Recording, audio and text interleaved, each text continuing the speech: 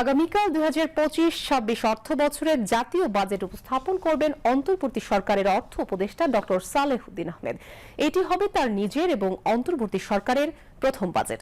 সংসদ না থাকা এবার বাংলাদেশ টেলিভিশনের মাধ্যমে আগামী 2025-26 অর্থ বছরের জাতীয় বাজেট উপস্থাপন করবেন অর্থ উপদেষ্টা। বিস্তারিত মনির হোসেনের ডেস্ক রিপোর্টে। গতানুগতিক প্রক্রিয়ায় প্রধানমন্ত্রীর সঙ্গে কালো ব্রিফকেস হাতে সরকারের অর্থমন্ত্রী জাতীয় সংসদে বাজেট উপস্থাপন করলেও এবার তার ব্যতিক্রম। অন্তর্বর্তী সরকারের অর্থ উপদেষ্টা ডক্টর সালেহুদ্দিন আহমেদ বাংলাদেশ টেলিভিশনে রেকর্ড করা আগামী 2025-2026 অর্থ বছরের জাতীয় বাজেট উপস্থাপন করবেন, যা বিকাল 4টায় সম্প্রচার করবে বাংলাদেশ টেলিভিশন।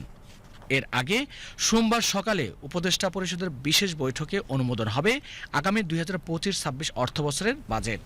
উপদেষ্টা পরিষদের বিশেষ বৈঠকে বাজেটটি অনুমোদনের পর তাতে সই করবেন রাষ্ট্রপতি।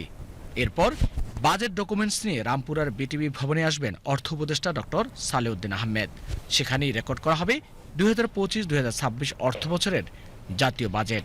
জানা গেছে, আগামী 2025-26 অর্থ বছরের জাতীয় বাজেটের আকার হবে 7,90,000 কোটি টাকা, যা চলতি 2024-25 অর্থ বছরের মূল বাজেটের তুলনায় 7,000 কোটি টাকা কম। আগামী অর্থ বছরের জন্য রাজস্ব আদায়ের লক্ষ্যমাত্রা ধরা হয়েছে 4,99,000 কোটি টাকা।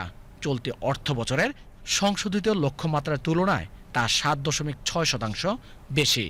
3 জুন মঙ্গলবার অর্থ উপদেষ্টা রাজধানীর ওসমানী স্মৃতি মিলনায়তনে সংবাদ সম্মেলন করবেন। ওই সংবাদ সম্মেলনে বাজেট সম্পর্কিত সাংবাদিকদের নানা প্রশ্নের জবাব দেবেন।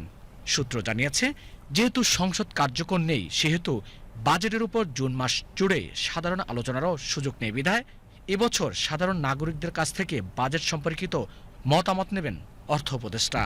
দেশের যে কোনো নাগরিক বাজেট সম্পর্কিত যে কোনো মতামত অর্থ মন্ত্রণালয়ে পৌঁছাতে পারবেন। এসব মতামতকে একত্রিত করে যা গ্রহণ করা সম্ভব তা তিনি বাজেটে যুক্ত করে আগামী 23 জুন অনুষ্ঠিতব্য উপদেষ্টা পরিষদের বৈঠকে উপস্থাপন করবেন চূড়ান্ত অনুমোদনের জন্য।